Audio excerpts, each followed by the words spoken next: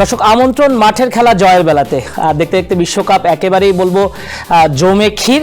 Brazil এবং মরক্কোর যে ম্যাচটা, সেই ম্যাচের স্মৃতিগুলো এখনও তরতাজা। সেই ম্যাচটি ঘিরে আসলে আলোচনা করতে আমাদের সঙ্গে আজকে স্টুডিওতে এসেছেন জাতীয় দলের সাবেক স্ট্রাইকার জাহিদ হাসান এমিলি এবং ফুটবল ফ্যান শফিকুল শান্ত। আপনার দুজনকে স্বাগত আমাদের মাঠের খেলা জয়ের বেলা অনুষ্ঠানে। ধন্যবাদ। ব্রাজিল ম্যাচ নিয়ে আলোচনা করতে চাই। সবাই ভাবছিল ব্রাজিল জিতবে, ব্রাজিল মরক্কোর সঙ্গে ফাইট ব্যাক দিবে। সেই ডমিনেন্সটা কিন্তু আসলে আমরা দেখতে পেলাম না এমিলি ভাই। না, আমি আসলে বুঝতে পারছি না। আপনি বলছেন যে ব্রাজিল জিতবে, হ্যাঁ খেলা এখন বলছেন। আমি আসলে সেটা সাকিব, টু বি অনেস্ট, সেটা ভাবি না যে ব্রাজিল খুব সহজেই ম্যাচটা জিতবে বা কনফার্ম জিতবে, এরকমের কোনো কিছুই আমি আসলে ম্যাচের শুরুতে বলিনি। বিকজ টিম যখন অ্যাগেনস্ট মরক্কো, তখন আপনি আসলে ব্রাজিল যত স্ট্রং দলই হোক না কেন, বা ব্রাজিল, আমরা জানি ব্রাজিল দলে একটা ট্রানজিশন পিরিয়ড পার করে তাদের নতুন কোচ নিয়োগ দিয়ে তারা একটা বড় ব্যালেন্স দল নিয়ে কিন্তু এবার ওয়ার্ল্ড কাপে আসছে। তো সেই জায়গা থেকে মরক্কো বাদে যদি অন্য কোনো এই গ্রুপের বা হাইতি বা অন্য কোনো দলের সাথে যদি খেলা হতো, সেইটা হয়তো আমরা ধরে নিতে পারতাম যে ম্যাচ জিতবে। বাট টিম অ্যাগেনস্ট যখন মরক্কো, তখন সেটা আসলে খুব ইজি হবে না, সেটা আমরা ধরে নিয়েছিলাম খেলার শুরুতেই, এবং সেটাই হয়েছে। বাস্তবিক দিক থেকে যদি চিন্তা করেন, আপনার পুরো ম্যাচটা বিশ্লেষণ করেন, সেখানে ডেফিনেটলি ব্রাজিল থেকে মরক্কোর খেলার দিকে পজিটিভ অনেক বেশি ছিল। হ্যাঁ, অনেক বেশি পজিটিভ ছিল। অ্যাট দ্য সেম টাইম যদি ওভারঅল আপনি পুরো ম্যাচ দেখেন, সিনারিটা দেখেন, সেখানে কিন্তু শুরুটা কিন্তু মরক্কো বেশ পজিটিভ করেছে। ব্রাজিল শেষের দিকে গিয়ে ডমিনেট করেছে, but whole of the match যদি আপনি দেখেন, সেখানে খেলার ইন্টেন্স বলেন বা খেলার যদি আপনার ম্যাচ যদি সিচুয়েশনটা দেখেন, সেখানে কিন্তু কন্ট্রোল করেছে কিন্তু মরক্কো। হ্যাঁ, এবং মরক্কো যেটা করেছে, যেটা হলো যে তাদের মিডফিল্ডে ডমিনেট করেছে। হ্যাঁ, সো একটা ফুটবল ম্যাচে কিন্তু যে দলটা মিডফিল্ড ডমিনেট করে, ওই দলটা কিন্তু আসলে এন্ড অফ দ্য ম্যাচ তাদের সাকসেসের জায়গাটা বেশি থাকে। সেইটা কিন্তু করেছে। স্পেশালি আয়ুব বুকার্দির কথা কিন্তু স্পেশালি বলতে হবে। মানে সুপার ট্যালেন্টেড একজন প্লেয়ার, যেখানে অপোনেন্ট মিডফিল্ডারদেরকে একাই কিন্তু আমার কাছে মনে হয়েছে যে সে মানে কি বলবো, ম্যাচটা কন্ট্রোল করেছে। হ্যাঁ, সো অনেকদিন পর আমার কাছে মনে হয়েছে যে সারা পৃথিবীতে এমন একজন ট্যালেন্টেড মিডফিল্ডার দেখছি, যেখানে ইন ফিউচার আমার কাছে মনে হয় যে বড় বড় ক্লাবগুলি তার দিকে কিন্তু অলরেডি নজর দিয়ে ফেলেছে। তাকে তো এখনই বলা হচ্ছে জিনেদিন জিদানের উত্তরসূরি বলা যেতে পারে। এখন টু বি অনেস্ট, এইটা তো তাকে ক্যারি করতে হবে। হ্যাঁ, একজন প্লেয়ারের ভিতরে কিন্তু এই ট্যালেন্টগুলি যখন থাকে, তাকে তো সেইটাকে মেনটেন করে ক্যারি করে লম্বা একটা পিরিয়ড পার করার জন্য তাকেই কিন্তু এটাকে হ্যান্ডেল করতে হবে। হোপফুলি সে যেহেতু জাতীয় দলে এসে পড়েছে, আমার কাছে মনে হয় সেটা সে করে দেখাতে পারবে। শফিকুল শান্ত, আপনার কাছে যেতে চাই। ব্রাজিল ফ্যান, আশা করেছিলেন কিনা জিতবেন? ওয়েল, সত্যি বলতে গেলে ভাইয়া যেটা বললেন, যে যারা রেগুলার আসলে ফুটবল দেখে, তারা জানে যে হচ্ছে গিয়ে মরক্কো কত স্ট্রং একটা সাইড। আপনি যদি র্যাঙ্কিংয়ের দিকেও তাকান, মরক্কো 7, ব্রাজিল 6, তো আসলে ডিফারেন্সটা মোটেও ওইরকম আর নেই যে ব্রাজিল মানেই যে জিতবে। তা ওইটা নিয়ে আসলে ম্যাচ দেখতে বসিনি। কিন্তু হ্যাঁ, একটা ছোটোখাটো একটা এক্সপেকটেশন থাকেই, যেহেতু তুমি ব্রাজিল, তুমি একদম ওয়ার্ল্ডের সবচেয়ে সাকসেসফুল ন্যাশনাল টিম রিপ্রেজেন্ট করতেছো। তো সেই হিসেবে প্লেয়ারদের মধ্যে একটা মেন্টালিটি থাকা লাগে। আমার মনে হয়েছে শুরু থেকেই ব্রাজিল ওই মেন্টালিটিটা ল্যাক করছে। আজকে যখন তারা মাঠে নামছে, দেখে মনে হয়েছে যে মরক্কো অনেক বেশি কমফোর্টেবল, ব্রাজিল মোটেও কমফোর্টেবল ছিল না। ব্রাজিলের প্লেয়াররা অনেক বেশি নার্ভাস ছিল। তো দেখে মনে হচ্ছিল যে রাদার মরক্কো অনেক বেশি প্রিপেয়ার্ড। মরক্কো ওয়ার্ল্ড কাপ খেলার জন্য আসছে, মরক্কো ওয়ার্ল্ড কাপে মানে কম্পিট করার জন্য আসছে। অন দ্য কন্ট্রারি, ব্রাজিলের প্লেয়ারদের মধ্যে ওই ভাবটা ছিল না। কিছু কিছু প্লেয়ার বলতে গেলে শুধুমাত্র আমার চোখে একজন সমর্থক হিসেবে মনে হয়েছে শুধুমাত্র ভিনিসিয়াস তার নামটা ধরে রাখতে যে খেলাটা প্রয়োজন সেটা সে খেলতে পারছে। আদার দেন দ্যাট, অনেক পজিশন চেঞ্জের কারণে প্লেয়ারদের যেখানে খেলানো হয়েছে, সেখানে আসলে প্লেয়াররা পারফর্ম করতে পারে নাই। অনেক ছোট ছোট ভুল করতেছিল, ভুল পাস হচ্ছিল।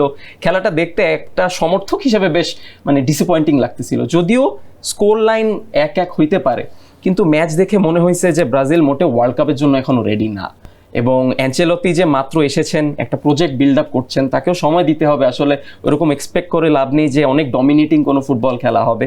কিন্তু আজকের ম্যাচটায় আমি অনেক আশা নিয়ে বসেছি তা না, কিন্তু যা কম এক্সপেকটেশন নিয়ে বসছিলাম, তাও আসলে ইনিশিয়ালি দেখে ভয় পেয়ে গেছিলাম যে আজকে কি না কি হয়ে যায়। আসলে ওই আতঙ্কেই ছিলাম।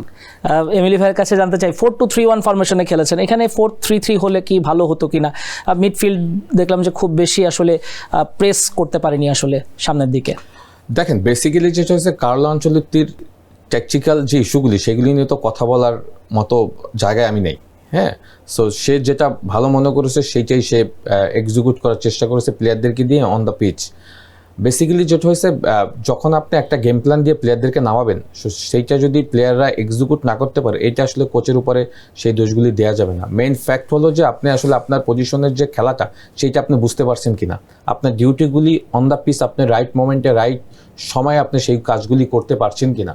হ্যাঁ, সো ওই আয়ো বুকারদের কথা আবারও বলতে হয়, এই কারণে বলতে হয় বিকজ তার যে ডিউটিগুলি আপনি দেখেন পারফেক্টলি সে করেছে, বরং এক্সট্রা সে কিছু করে দেখিয়েছে যেটা মরক্কোকে এই ম্যাচটা ড্র করতে হেল্প করছে। বাট কোনো সময় আমার মনে হয়েছে যে মরক্কো ম্যাচটা জিততেও পারতো। সো যেটা হয়েছে যে ব্রাজিল দলটা যদি একটু ডিটেলস বলি, যেটা হলো যে ব্রাজিল দুই ফুল ব্যাক, হ্যাঁ দুই ফুল ব্যাক, এই দুই ফুল ব্যাক নিয়ে আসলে ওয়ার্ল্ড কাপ চ্যাম্পিয়ন হওয়ার মতো স্কোয়াডের ফুল ব্যাক না, এবং তারা তো খুব উপরে আসছিল, উপরে উঠে আসছিল। জ্যানিলো, হ্যাঁ সেন্ড্রো এবং জ্যানিলোতে স্টার্ট ইভানেস এবং স্যান্ড্রো। সো যেটা হয়েছে যেমন সেন্ট্রাল ব্যাগে মার্কিনোস, আপনি যদি প্রথম গোলটা দেখেন, হ্যাঁ আমরা সবসময় জানি, মানে এটা তো আমি আসলে ওই লেভেলের প্লেয়ারদেরকে ভুল ধরবো না, বাট টেকনিক্যাল ইস্যুগুলি যখন আসে তখন আপনাকে ভুল ধরতেই হবে।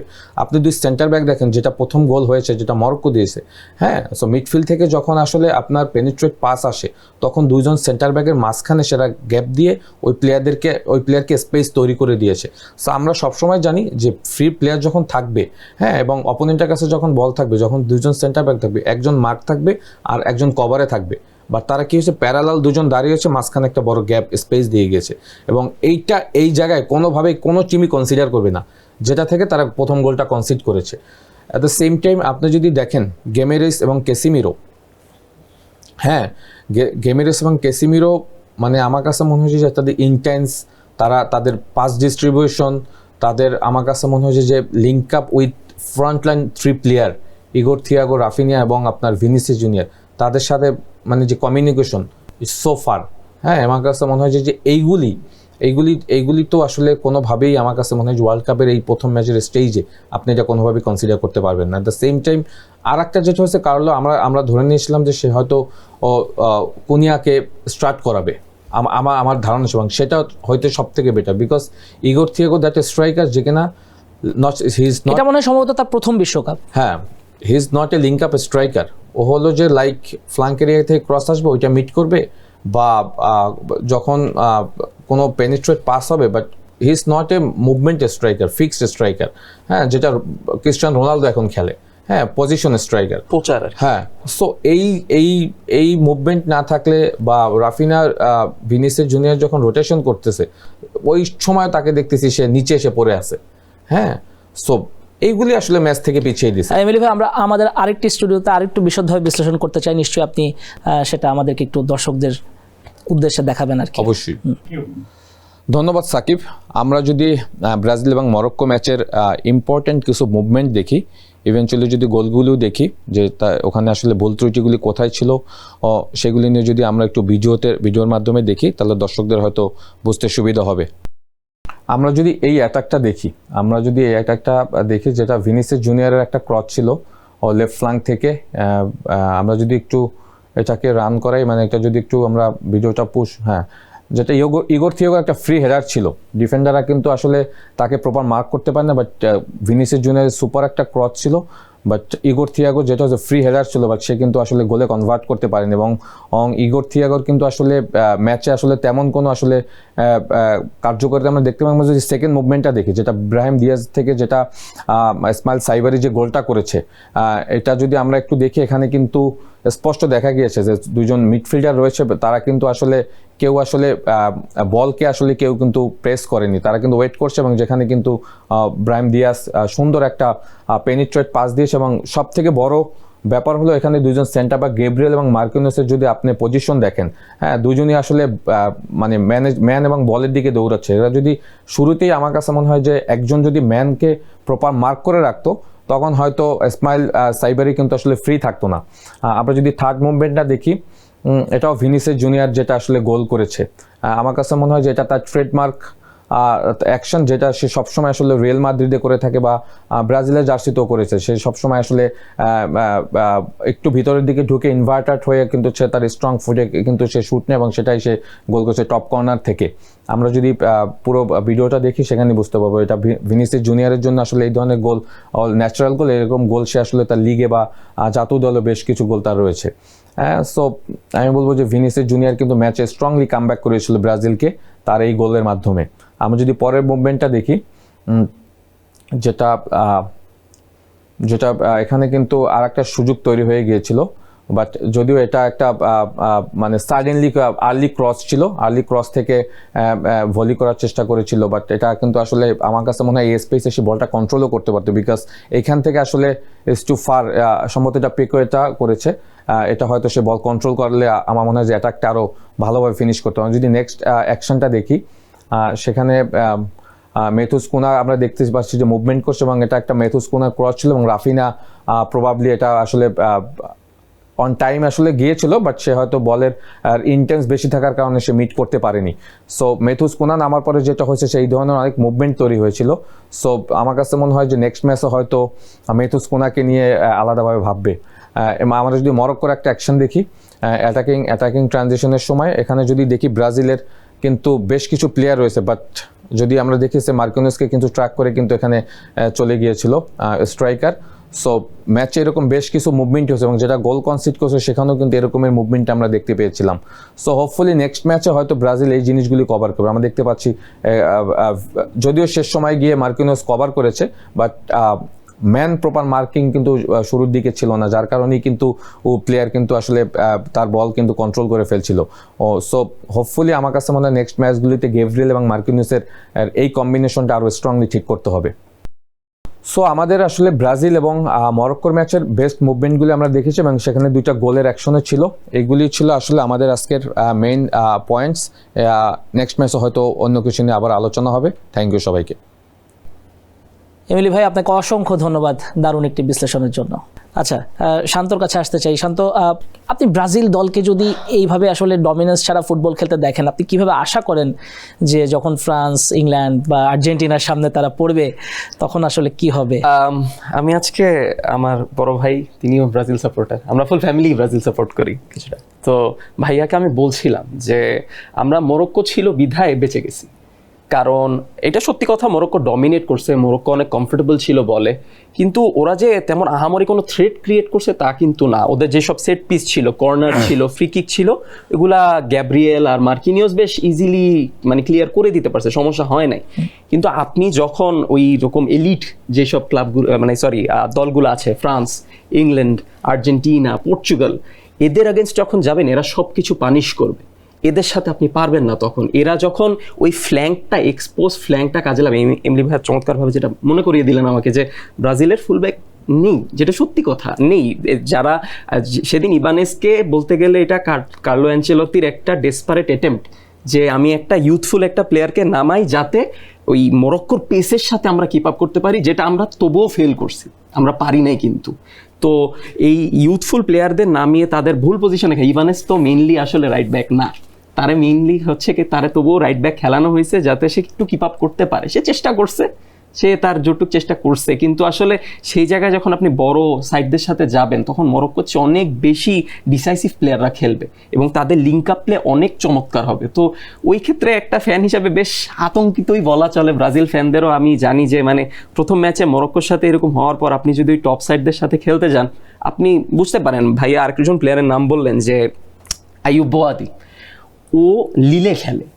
এই ছেলেটা লিলে বেশ চমক সে প্রদর্শন করছে, সে ভালো, সে আপরাইজিং একটা ট্যালেন্ট, কিন্তু সে ব্রাজিলের সাথে যত কাম অ্যান্ড কম্পোস্ট খেলা খেলছে, তো সেই জায়গায় যদি আমি মনে করি বোয়াদি যদি এরকম কাজ করে দিতে পারে, ব্রাজিলের আসলে যে ডিফেন্সে যেই মিডফিল্ডে যে ল্যাকিংটা আছে সেটাকে যদি সে এক্সপোজ করতে পারে, আমি যদি স্পেনের সাথে তখন ব্রাজিলকে কম্পিট করে, যখন পেদ্রি খেলবে তখন তো বলই দেখতে পারবে না এরা, কারণ পেদ্রি মানে এরা বল গুছায় ফেলতে পারবে, এরা অনেক কম্পোজড, এরা মরক্কোর মতো ওই ডিবক্সের সামনে যাই যে থেমে যাবে তা না, এরা সামনে ঢুকবে এবং এরা মানে পেনিট্রেট করে গোলও দিবে। তো ওই ক্ষেত্রে আসলে আমার মনে হয় না আসলে ব্রাজিল কোনো অংশে প্রস্তুত এখনো। Brazil supporter in details he talking is perfectly, to be honest। আপনি যখন ফ্রান্স লাইক পর্তুগাল, যাদের ইংল্যান্ড, ইভেনচুয়ালি স্পেন, যাদের উইং স্ট্রাইকার অনেক ফাস্ট, তাদের অ্যাগেনস্টে দুই উইং ফুলব্যাক কীভাবে এটা হ্যান্ডেল করবে আমি জানি না। ডাবল ডিফেন্ডিং করেও পারবে কিনা আমি ঠিক জানি না। যেমন লাইক মাইকেল অলিসি, তারপরে আপনার হলো যদি আমরা রাফায়েল লেওর কথা বলি ইন পর্তুগাল, আমরা যদি স্পেনের আমরা যদি লামিন ইয়ামাল, তারপর নিক উইলিয়ামস, এদের কথা বলি, এদেরকে কীভাবে হ্যান্ডেল করবে। অ্যাট দ্য সেম টাইম মিডফিল্ডের কথা যেটা বললো শান্ত, ইজ পারফেক্টলি আমি বলবো যে রাইট সাইড, যেটা হলো যে আপনি দেখেন কেসিমিরো, গেমেইরেস বা পাকুয়েটা যারা আছে, they are not rotation midfielder. Midfield এখন সারা পৃথিবীতে রোটেশন হয়, হ্যাঁ rotation, like Pedri, Fabian Ruiz, তারপর হলো আপনার রোড্রি, এরা যখন রোটেট করবে ওই রোটেশনই তো তারা ধরতে পারবে না। হ্যাঁ, সো ইভেনচুয়ালি পর্তুগালের মিডফিল্ড প্যাটার্ন দেখেন না আপনি, ব্রুনো ফার্নান্দেস, আপনার জোয়াও নেভাস এবং হলো আপনার ভিতিনা, হ্যাঁ বার্নার্দো সিলভা, মানে এরা যখন মিডফিল্ডে, এদেরকে তো আমি আসলে আই ডোন্ট নো যে ব্রাজিল এগুলির কিভাবে মেকওভার করবো। হয়তো ফার্স্ট রাউন্ড পার হয়ে 32-তে রাউন্ড অফ 32-তে যাবে, যখন পর্তুগাল, ইংল্যান্ড, ফ্রান্সদেরকে ফেস করবে, ইভেনচুয়ালি আর্জেন্টিনাকেও যদি ফেস করেন, আর্জেন্টিনা মিডফিল্ড প্যাটার্ন এত স্ট্রং। সো হোপফুলি আমার একটা আসার জায়গা হলো, সেটা হলো কার্লো আনচেলত্তি, যেটা হয় যে চ্যাম্পিয়ন্স লিগে আপনি যদি রিয়াল মাদ্রিদের ওই লাস্ট যে চ্যাম্পিয়ন্স লিগ জিতছে, ওইখানেও শেষ সময় তার যে ম্যাজিক্যাল জিনিসগুলি দেখাইছে, ওইগুলি সামহাও যদি কিছু করে দেখাতে পারে, দেন হয়তো ব্রাজিলকে নিয়ে আমরা আশা করতে পারি। আদারওয়াইজ ব্রাজিলের স্কোয়াড ডেপথ যেটা বলছে, স্পেশালি মিডফিল্ড এবং দুই ফুল ব্যাক, এগুলি কিভাবে কভার করবে আই ডোন্ট নো। ইভেনচুয়ালি আপনি যে গোলটা কনসিড করছি, বারবার একই কথা বলতে হয় এই লেভেলে, এই মুহূর্তে তো মার্কিনেস এবং আপনার Gabriel both are best centre back in the world. Champions League finals both are দুইজন দুই দলে, গেব্রিয়েল পেনাল্টি মিস করে যাই হোক, বাট যেটা গোল করেছে মরক্কো, মানে এইটা তো কোনোভাবেই কনসিডার করা যাবে না, হ্যাঁ কোনোভাবেই না। যখন আপনি ইংল্যান্ডে আসছে হ্যারিকেনকে আপনি কীভাবে আপনি সামাল দিবেন, হ্যাঁ আপনি আর্জেন্টিনাকে হুলিয়ান আলভারেজকে কীভাবে ধরবেন, হ্যাঁ ফ্রান্সের আপনি যদি স্টার্ট করে কিলিয়ান এমবাপ্পেকে আপনি কীভাবে ম্যানেজ করবেন। সো এগুলি ইন ফিউচার এগুলি নিয়ে অবশ্যই আমি মনে করি যে ব্রাজিল ট্রেনিং সেশনে কাজ করবে এবং ভিডিও অ্যানালিস্ট করে তাদের ভুলগুলি আমার কাছে মনে হয় যে মেকআপ করবে। আনচেলত্তি ভিনিসিয়াস জুনিয়রকে একটা তার পজিশনে খেলতে দিল, মানে আমার যেটা মনে হয়, এবং তারা তো ক্লাবেও তাদের পজিশন, যেই পজিশনে খেলেন সেই পজিশন তো পাননি। হ্যাঁ, আমার যেটা মনে হয় আমি বলতে চাই সেটা হচ্ছে কার্লো অ্যানচেলত্তির সাথে কিন্তু ভিনিসিয়াসের একটা খুব ভালো সম্পর্ক সেই রিয়াল মাদ্রিদের সময় থেকেই, এবং আমার মানে এটা একটা বাস্তব কথা যে ভিনিসিয়াস তার বেস্ট ফর্মটা দেখাইছি কার্লো অ্যানচেলত্তির আন্ডারে। ভিনিসিয়াস কিন্তু রিসেন্টলি রিয়াল মাদ্রিদে যে খেলে, রিয়াল মাদ্রিদের মেইন প্রবলেম যেটা কেমিস্ট্রির যে ল্যাকটা কাজ করতেছে, কারণ ওদের স্টার পাওয়ার বেশি হয়ে গেছে, এমবাপ্পে ভিনিসিয়াসের মধ্যে লিঙ্ক আপটা হচ্ছে না। বাট যখন ভিনিসিয়াসকে আপনি অ্যানচেলত্তির আন্ডারে রাখেন, ভিনিসিয়াসের বেস্টটা দিতে পারে। আই ফিল লাইক অ্যানচেলত্তি এই ভাঙা ব্রাজিলকে নিয়ে যতটুকু পারবেন, সে যেটা বেস্ট মানে ফিট প্লেয়ারের জন্য সেটাই বসানোর চেষ্টা করবেন। এবং আমি যদি বলি যে ভাইয়া যে কথাটা বললেন যে চ্যাম্পিয়ন্স লিগের যে ব্যাপারটা, ওই চ্যাম্পিয়ন্স লিগ কিন্তু ভিনিসিয়াস চমৎকার পারফর্ম করলো রিয়াল মাদ্রিদে, এবং সেটা পসিবল হয়েছে কারণ অ্যানচেলত্তি ভিনিসিয়াসের উপর বিশ্বাস বা আস্থাটা রেখেছেন। সে ব্রাজিলেও সেটা করছে এবং আপনি দেখতে পারেন সে আস্থা কাজেও দিছে, সে আস্থাটা কাজেও দিছে। ভিনিসিয়াস হচ্ছে কি পারফর্মও করছে। অন দ্য কন্ট্রারি যদি আমি বলি যে রাফিনিয়া বা পাকেতার যে ব্যাপারটা, রাফিনিয়া রোটেশনে কিন্তু বার্সেলোনাও মাঝে মাঝে খেলা প্রয়োজন হয়েছে, যখন হচ্ছে গিয়ে লামিন ইনজুর্ড থাকে অথবা হচ্ছে গিয়ে ফ্ল্যাঙ্কে একটু প্লেয়ারের ইস্যু হয়, উইংসে ইস্যু হয়, তখন রাফিনিয়া মাঝে মাঝে সেন্টারে খেলে। রাফিনিয়া কালকে যখন সেন্ট্রাল পজিশনে খেলছে, এটা তার কাছে নতুন কিছু না। কিন্তু আমার মনে হয় রাফিনিয়ার কাছে এখন ওই জিনিসটা ল্যাকিং যে রাফিনিয়াকে আপনার ওই মানে ফরওয়ার্ড একটা বল দিতে হবে, যেই বলটা ধরেন বার্সেলোনায় তাকে হচ্ছে গিয়ে লামিন দিতে পারে, তাকে পেদ্রি দিতে পারে, তাকে হচ্ছে গিয়ে ওলমো থাকলে ওলমো দিতে পারে, তারা হচ্ছে গিয়ে বলটাতে রাফিনিয়া রান করে। সেই রান মেক করার অপরচুনিটি মানে ব্রাজিলে কেউ আসলে ওই ইয়াটা দিতে পারে না। তার একজনও প্রপার মিডফিল্ডার না, যাদের থেকে তিনজনের একজনও কিন্তু প্রপার মানে বল সাপ্লাইয়ার না। এক্স্যাক্টলি, হ্যাঁ ইভেন্চুয়ালি পাকেতা এখন যদি এই ওয়ার্ল্ড কাপে এসে যদি আপনি পাকেতাকে নিয়ে ওয়ার্ল্ড কাপ চ্যাম্পিয়ন হতে চান, ইটস ভেরি আনফরচুনেট। এক্স্যাক্টলি, এখন আমি এটাই বলতে চাচ্ছিলাম যে পাকেতাই একমাত্র যে আপাত দৃষ্টিতে একদম খাপে খাপ ডিফেন্সিভ মিডফিল্ডার না, সে একটা মিডফিল্ডার। তো তার উপর অনেক প্রেশার, তার উপর অনেক এক্সপেকটেশন, যেটা আমারও আছে। পাকেতা লাস্ট ওয়ার্ল্ড কাপও খেলছে, পাকেতা এই ওয়ার্ল্ড কাপও খেলছে, সে ফ্লামিঙ্গোতে খেলে। তো অবশ্যই কার্লো অ্যানচেলত্তি যখন তাকে টিমে নেয়, অবশ্যই তার মধ্যে একটা ক্যালিবার আছে। তো আমার যেটা মনে হয়েছে যে সে মনে হয় ওই প্রেশারটাই নিতে পারতেছে না, তার উপর যে ক্রিয়েটিভিটিটা এক্সপেক্টেড সেটা ডেলিভার করতে পারতেছে না। কারণ অ্যাজ আ ফুটবল ফ্যান আপনি কখনো ক্যাসেমিরো আর গুয়েমেরেস থেকে ক্রিয়েটিভ মিডফিল্ডিং আশা করতে পারেন না। ওরা অ্যাটাক আটকাবে, ওরা অতটুকুই করবে। ওরা ক্রিয়েটিভিটি করতে গিয়ে ওদেরও কালকে খেলা নষ্ট হয়ে গেছে। গুয়েমেরেস একজন মানে বার্কলেস প্রিমিয়ার লিগের খেলা সেন্ট্রাল ডিফেন্সিভ মিডফিল্ডার, সে চমৎকার একজন প্লেয়ার, এটা মানে মানা করার কোনো উপায়ই নেই। কিন্তু সে কালকে যখন তার বল প্লে করা লাগবে সে নার্ভাস হয়ে গেছে, কারণ সে পারবে না বল প্লে করতে। ক্যাসেমিরো ম্যানইউতে last season one of the best seasons that he played Manchester ইউনাইটেডে, এবং সে এই সিজন থেকে এসে যখন ব্রাজিলে সে জার্সিটা পরে, সে ক্যাপ্টেন্সি করে, সে নার্ভাস হয়ে যায়, কারণ হচ্ছে তার উপর অনেক প্রেশার। সে শুধু ডিফেন্সিভ ওয়ার্ক করলেই হবে না, কারণ তার ফ্রন্ট লাইনে যে বলটা দিবে ওই প্লেয়ারটা তার মিডফিল্ডে নাই, পাকেতা পারতেছে না। পাকেতার কালকের ফেলিয়ারটা আমার চোখে আসলে অনেক পড়ছে, যেটা আমার খুব খারাপ লাগছে যে এই ছেলেটা যদি একটু, এটাই তার মোমেন্ট ছিল যে সে শাইন করতে পারতো, সে যদি তার ফ্লো স্টেটের গেমটা দিতে পারে, সে যদি একটু বল প্রোভাইড করতে পারে, ব্রাজিলের সামনে আমার বিশ্বাস এমন সব প্লেয়াররা আছে, ভিনিসিয়াস বলেন, রাফিনিয়া বলেন, যারা চান্স পেলে কনভার্ট করবে, কিন্তু চান্সটাই তারা পাচ্ছে না। এটাই এমনি ভাই ছোট করে নেইমারকে মিস করেছেন কিনা? হ্যাঁ, অফকোর্স আমি এই পয়েন্টটাতে আসতেছিলাম। আপনি ইটস ইম্পর্টেন্ট কোশ্চেন যে আমরা যে 4-2-3-1 ফরমেশনে খেলি, 4-2-3-1 এর যে 4-2, যে 3 ম্যানে তো আসলে নেইমার থাকবে। লাইক আপনি যদি সিঙ্গেল স্ট্রাইকার খেলান, রাফিনা, ভিনিসিয়াস, নেইমার জুনিয়র থাকবে, রাইট? ইগোর থিওগার, আপনার কুনিয়াকে যাকেই আপনি দেন। সো নেইমার দ্যাট প্লেয়ার যদি ফিট থাকতো, আজকে ব্রাজিল দলের আমরা যে বলি যে ফ্রন্ট লাইনে বল সাপ্লাইয়ার বা বড় চান্স ক্রিয়েট করা, যে স্পেসগুলি তৈরি করা, সেগুলো তো নেইমার ছাড়া কেউ পারবে না। আপনি যদি লাস্ট ওয়ার্ল্ড কাপে অ্যাগেনস্ট ক্রোয়েশিয়ার অ্যাগেনস্টে যে গোলটার কথা যদি মনে থাকে, হ্যাঁ, 1-1 কি বক্সের ভিতর থেকে নেইমার কি করেছে, হ্যাঁ, জাস্ট ফ্যাকশনেবল সেকেন্ডের ভিতরে সে গোল বের করে ফেলেছে।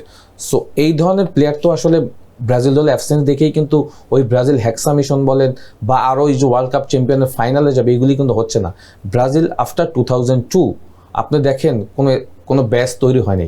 ওই সময় ফ্রন্ট লাইনে অনেক ম্যাচ উইনিং প্লেয়ার ছিল, পিছন থেকে অনেক বল সাপ্লাই ছিল, রোনালদিনো বলেন, কাকা বলেন, হ্যাঁ, ওই টাইপের প্লেয়ার আছে আপনার এখানে? নাই তো। হ্যাঁ, সো কীভাবে আপনি ব্রাজিলকে মেকআপ করবেন? গেমিরেস, তারপরে হলো আপনার ক্যাসেমিরো, এদের দিয়ে এরা কি করতে পারবে? এরা হয়তো ডিফেন্সিভ রোলটা, অপোনেন্ট অ্যাটাকিং ট্রানজিশন পিরিয়ডে হয়তো তারা মিডফিল্ড থেকে ব্লকটা প্রপার করতে পারবে, but when your attacking transition, তখন আপনার রোলগুলি আপনি কিছুই করতে পারতেছেন না। তখনই নেইমারকে প্রয়োজন ছিল। করতে পারলেও আপনি যে, হ্যাঁ, ওই এক্স্যাক্টলি নেইমারকে প্রয়োজন। ক্যাসেমিরো বল ধরার পর সামনে বল দেওয়ার ম্যান নাই, মানে স্পেসে প্লেয়ার পাচ্ছে না। হ্যাঁ, সো নেইমার যেটা করতো যে ফ্রি স্পেসে বল নিত, সামনে থেকে লিঙ্ক আপ হতো সামনে 3জন প্লেয়ারের সাথে, নিজেও পার্টিসিপেট করতো অ্যাটাকে, গোলের চান্স তৈরি হতো, ব্রাজিল দল দে গোয়িং ফর রিদম। হ্যাঁ, আদারওয়াইজ তো কিছুই নেই ব্রাজিল দলে। ব্রাজিল দলকে নিয়ে আমরা আসলে আশা করছিলাম because of Carlo Ancelotti, to be honest, হ্যাঁ, বাট আপনার রিসোর্স থাকতে হবে তো। কার্লো আনচেলত্তি তো আসলে সবসময়, Carlo Ancelotti is not like Pep Guardiola. Pep Guardiola তার সিস্টেমের জন্য প্লেয়ার কিনে, আর কার্লো যেটা করে যে প্লেয়ারদেরকে থাকে ওদেরকে দিয়ে সিস্টেম তৈরি করে, রাইট? তো সেখানে এখন আপনার যেটা হলো যে কার্লো আনচেলত্তি এখানে দোষ দেওয়ার সময় নেই, বাট দোষ দিব না, because you have not that quality resource. হ্যাঁ, এখন ভাঙাচোরা রিসোর্স দিয়ে তো আর হবে না, যে টু বি অনেস্ট। সো সেইখান থেকে এখনও সময় আছে। আমার কাছে মনে হয় যে তারা গেম প্ল্যানে কিছু পরিবর্তন আনা উচিত, এবং আই হোপ নেইমার যদি তার 70% বা 80% ফিটও থাকে, ইনক্লুশন করা উচিত নেইমারের পারফরমেন্স। হ্যাঁ, এই নেক্সট স্কটল্যান্ড এবং হাইতির সাথে যে ম্যাচ আছে, হ্যাঁ, সেখানে Neymar is very important. Otherwise Haiti এবং স্কটল্যান্ডও কিন্তু আপনাকে ভোগাবে কিন্তু। শান্তর কাছে আসতে চাই, স্পেন আর কেপ ভার্দে মুখোমুখি হচ্ছে, নিঃসন্দেহে স্পেন তো ফেভারিট, 2010-এর চ্যাম্পিয়ন। কি মনে হয় এবার স্পেন কতটুকু করতে পারে? আপনার সময় 30 সেকেন্ড, শেষ মুহূর্তে আছে। আমার যেটা লাগে, আমি স্পেনকে টপ 4 দেখি ইজিলি। স্পেনের কেমিস্ট্রি আমার লাগে ওয়ার্ল্ড কাপে সেকেন্ড টু নান। তারা চমৎকার কেমিস্ট্রি আলা টিম পাইছে, কারণ তাদের মেজরিটি প্লেয়ারই বার্সেলোনার, তারা সবাই একসাথে খেলে, তারা সবাই জেল, তারা জানে যে প্লেয়ার কোথায় থাকবে, তাদের লিঙ্ক, তাদের midfield world's best, one of the best. Pace হইতে পারে অত নাই, কিন্তু যেটা পেস, শুধুমাত্র কম্পেয়ার করতেছি ফ্রান্সের সাথে, যে পেসে ফ্রান্সের সাথে ওরা সেকেন্ড হইতে পারে, কিন্তু ওদের আবার স্কিল আছে। তো লামিনের বল থেকে শুরু করে পেদ্রির বল, পাশে নিকো উইলিয়ামস, সামনে ওলমো খেলবে, চমৎকার একটা ফুটবল দেখবে মানুষ, অনেক এন্টারটেইনড হবে। স্পেনের খেলা দেখতে খুবই সুন্দর, আমি এক্সপেক্ট করতেছি একটা চমৎকার মানে ফ্লো দেখবো আমি, পাসিং এর যে সৌন্দর্য থাকবে সেটা থাকবে। আমি মনে করি স্প্যানিশ ফ্যানরা এবছর স্বপ্ন দেখতে পারে, যেটা ধরেন বিগত বছর নাও দেখতে পারছে। I have one question to Shanto, ওর কি মন খারাপ হচ্ছে কিনা যে রিয়াল মাদ্রিদের কোনো প্লেয়ার আসলে স্পেনের স্কোয়াডে নেই? চান্সই পায়নি।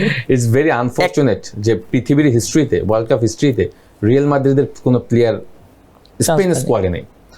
আপনি যদি স্পেন কিনে আমাকে বলতে বলেন, আমি বলবো যে ও তো টপ 4-এ বলছে। স্পেন যদি চ্যাম্পিয়ন হয়, আমি বলবো যে যোগ্য দল হিসেবে তারা চ্যাম্পিয়ন হবে, বিকজ তাদের স্কোয়াড ডেপথ এত স্ট্রং। আমরা একটা দলকে আসলে কখন চ্যাম্পিয়ন হতে দেখি বা কখন ওই দলটা চ্যাম্পিয়ন হয়, যে দলটা 11 জনের বাইরে আরও 11 জন বা 12 জন প্লেয়ার বেঞ্চে বসে থাকে, যারা কিনা স্টার্টিং 11 ডিজার্ভ করে। লাইক ডেনি অলমো কিন্তু স্টার্ট করতে পারবে না অনেক সময়।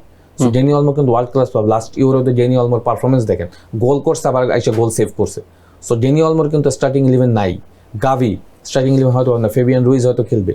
সো এই ধরনের প্লেয়াররাও কিন্তু বেঞ্চে বসে থাকবে, হ্যাঁ, খেলার জন্য ওয়েট করবে। সুতরাং এদের টিম মানে ডেপথ এত স্ট্রং।